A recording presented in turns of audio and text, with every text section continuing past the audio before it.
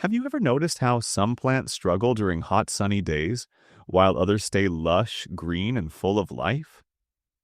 Nature often gives us simple answers, and today I'll show you one. Take 1 liter of water and add 1 tablespoon of coriander powder.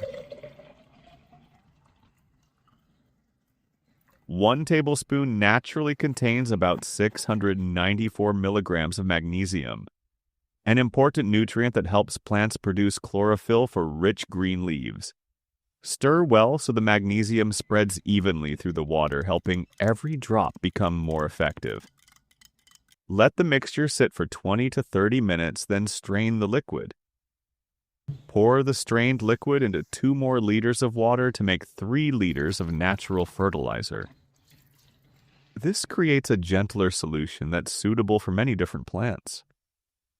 Apply it to already moist soil around flowering plants, vegetables, indoor plants, fruit trees, shade trees, and ornamental plants.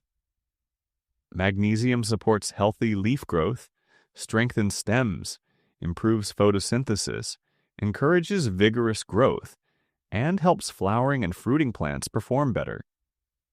It may also help reduce yellowing leaves caused by magnesium deficiency during hot weather.